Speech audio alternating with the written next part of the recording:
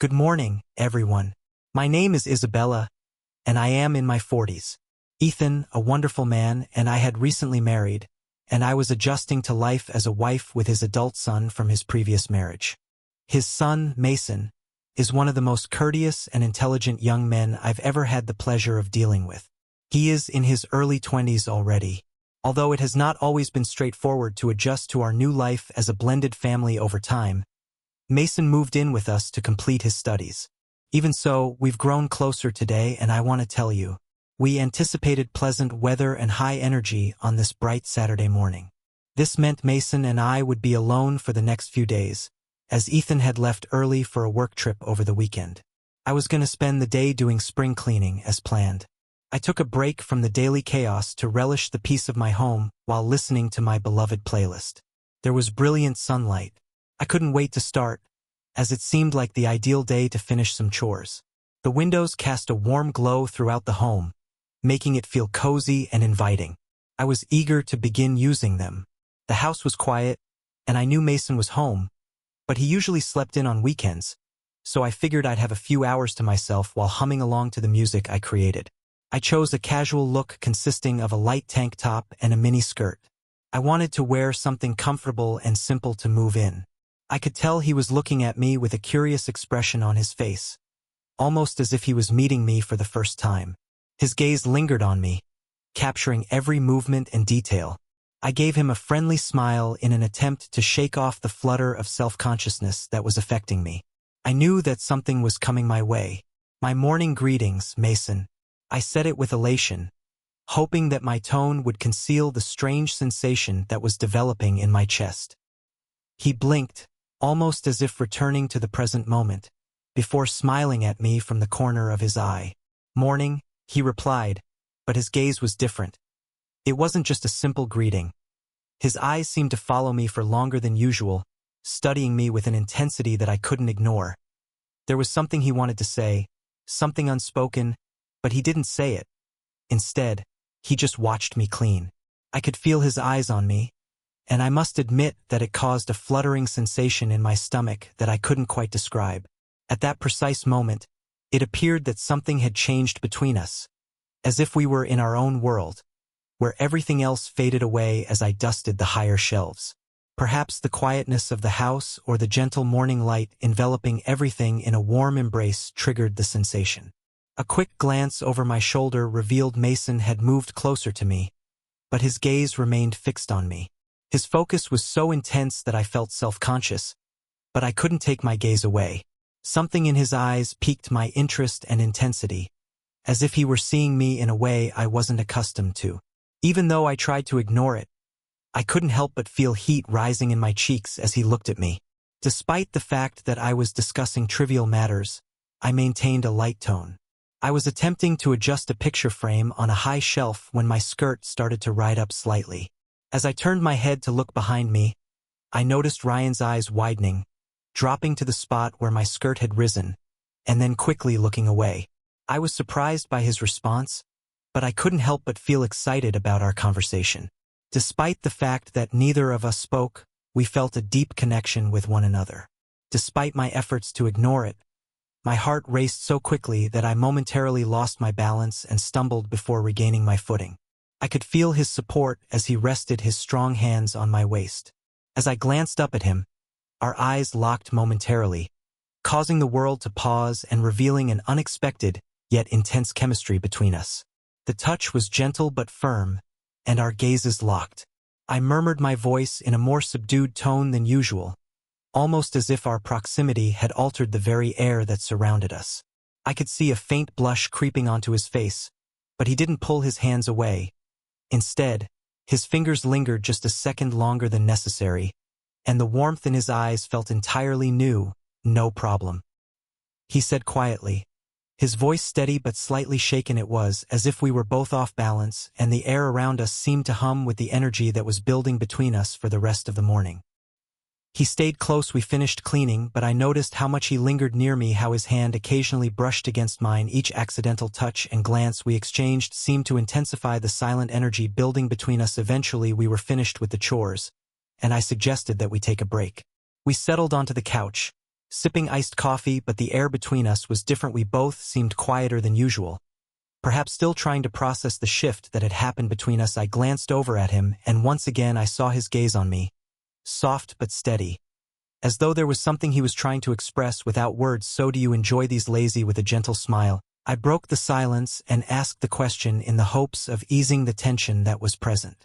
His response was warm and friendly, and he said, "It's nice to spend time like this, just the two of us." His words sent a flutter through me, and I felt my heart race. There was a tenderness in his voice, something that went beyond just a family bond, something deeper. I smiled at him, feeling the weight of his gaze on me. It wasn't uncomfortable, though it was intimate, like we were sharing something that no one else could understand well. I said softly, my voice a little hesitant, "I guess it's nice to have some company. This house can feel pretty big sometimes." I hadn't realized just how true that was until now, with Ethan gone. The usual hum of activity was missing, and there was a quiet that seemed to fill the house. The space that used to feel like home now felt empty, but it didn't feel empty when Mason was around. His eyes held mine for a moment longer than usual. "You're right," he murmured, "it feels different today." His voice had softened, and I could see that he was carefully choosing his words. "It feels like we're really spending time together, not just passing each other by." His words sent a rush of emotion through me, and I felt a warmth spreading across my chest. Here we were, just the two of us alone in the quiet of the house. "And it feels different today." His voice had softened, and I could see that he was carefully choosing his words. "It feels like we're really spending time together, not just passing each other by." His words sent a rush of emotion through me, and I felt a warmth spreading across my chest. Here we were, just the two of us alone in the quiet of the house, and it felt as if the usual boundaries had softened. It was like we were finally seeing each other in a way we hadn't before, and I couldn't help but feel my pulse. We sat there sipping coffee, and every glance we exchanged produced a hint of excitement. I leaned back against the couch and rested my arm on its back. My hand accidentally brushed against his shoulder, causing a sensation similar to electricity. I could feel him becoming immobile, as if he was equally aware of the touch as I was. When we looked at each other, I couldn't help but smile, with a sly glint in my eyes. "Your usual demeanor does not look like this." Despite my best efforts to lighten the mood through teasing, it was difficult to ignore the warmth emanating from his presence. "Have I finally succeeded in rendering you incapable of expressing yourself?" He chuckled, and his eyes lit up. It's possible that he responded, despite his playful tone masking the intensity beneath it, or that I'm simply seeing you differently today. Even as his words lingered in the air, I could feel the color on my face changing. Instead of laughing it off, I stared at him, my heart racing. I just wanted to laugh it off. His eyes held a certain something. His eyes tracked the movement, and before I knew it, his fingers broke and brushed against mine as he took my hand. Ryan's eyes tracked the movement. We both stood still for a few moments, his hand gently resting against mine, and neither of us moved. Simply making eye contact gave the impression of an invitation, a tacit acknowledgement that we were entering unknown territory. Not only did I sense a growing sense of anticipation, but I also felt a sense of comfort, as if we were both exactly where we needed to be. "Isabella," Mason whispered, his voice barely audible, and the way he spoke my name sent shivers down my spine. The warmth that existed between us drew me in, and I thought to myself, "Yes, Mason." I softly responded, my voice brimming with all the emotions I could barely contain. He paused, his gaze searching mine. "I've wanted to tell you for a while. I just didn't know how." He said it, his voice trembling slightly, my heart pounding, and I couldn't look away from him. I could feel the intensity between us, and without thinking, I gently squeezed his hand. "You can tell me anything. I just wanted to let you know that you are very important to me. Isabella, I love you more than words can express. And seeing you like this today has reminded me of how much." A gentle smile tugged at my lips.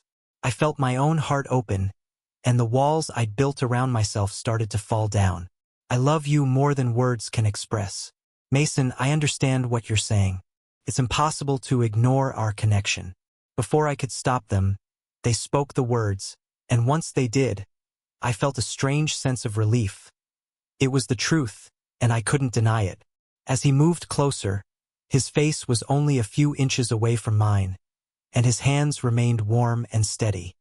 He whispered it to her in a sincere tone. "I've wanted to be close to you for so long. I don't want this moment to end." We seemed to be coming together, as if all our barriers had fallen. Drew moved closer, and his lips gently touched mine. The kiss was gentle and released all our long-suppressed emotions. A kiss that conveyed understanding, shared memories, and closeness expressed the quiet, undeniable connection that had caused us to groan. Ryan's fingers wrapped around mine, as if he didn't want to let go. I felt grounded by his touch, and the world outside the room appeared to fade away. There was a moment of peaceful silence between us. My hand slid down and rested against his, and I could feel his pulse steady beneath my fingertips. This position was comfortable for me. Even though I was aware of the multitude of emotions we were both experiencing at the moment, it felt natural to be here together in this peaceful space. His hand felt warm, gently brushing stray hair away from my face as he slowly reached up high. I leaned into his touch, feeling a warm sensation rush through me. The gesture was simple but genuine in its expression of concern. He whispered, "Isabella," with a deeper tone, indicating that he was as surprised as I was by the connection. I asked in a low voice, "Yes," while my heart raced in anticipation of his next words. He said in a gentle but genuine tone, "It feels like this has been waiting strayin' for such a long time." Despite the complexity of the situation and my desire to proceed slowly, I want you to understand the depth of my love and importance for you. As a result of his words, my heart swelled, and I reached out to squeeze his hand, feeling the warmth of his palm against mine. "Mason, I feel the same way." Honestly, my voice was barely audible. I wasn't expecting this, but it appears to be the perfect fit. Over time, as we sat there looking into each other's eyes, we developed a mutual understanding. Just before we stood up, I lightly squeezed Ryan's hand while it was still in his palm. Despite our lack of communication, we seemed to understand each other. The quiet excitement that had been building between us seemed to grow with each step we took toward the hallway. As the sounds of the evening faded, we made our way to the bedroom. When we got closer to the entrance, his hand was firmly in mine, and my heart was racing in the background. Even though it was uncharted territory, the reassurance of having him by my side outweighed any reservations I had. When Ryan's fingers lightly touched my arm, I felt a shiver of warmth run through me, and the atmosphere in the bedroom became more personal and intimate. I felt a warm sensation spread throughout my body as he gently guided me to sit on the edge of the bed. The glow from the streetlights outside softened everything, and I could tell he was trying to make me feel at ease. There was something alluring about the way he looked at me, as if he remembered every detail of my appearance. He kneeled down beside me, his gaze never leaving mine. "Isabella, this is the first time I've ever felt this way about someone else's feelings," he said. My own candor surprised me, and for a moment, we simply gazed at each other. Then, without saying anything else, he leaned in, and our lips met again, slowly and passionately. My heart rate quickened, and I placed my hand on his cheek, feeling the warmth of his skin. I didn't whisper, and I was surprised by my candor. When his hands touched my waist, they were steady and warm, and I drew him closer to me. At that point, the world around us appeared to fade away, leaving only the two of us alive. Despite our efforts to calm down, Ryan's eyes flashed with panic as we drew apart. Our hands shook as we did this. After I had finished straightening my hair and smoothing my clothes to the best of my ability, I searched the room for any remnants of the intimacy that had recently filled it. As I hurriedly opened the bedroom door, I motioned for Mason to step back. Despite the fact that my heart was racing, I tried to remain calm. Ethan's footsteps echoed down the hallway, becoming louder as he approached. Ethan was talking about his day and had no idea what had almost happened. I responded naturally. However, my thoughts kept returning to the moments I had just shared with Mason, prompting me to question everything I thought I knew about myself. Ethan eventually went to the kitchen. When he arrived, I approached Mason, who was still tense in the doorway, and we sat down in silence. We exchanged a quick glance. The strength of our unspoken understanding remained constant. We knew we needed to be cautious because the boundaries we were about to cross would completely change everything if we didn't take precautions.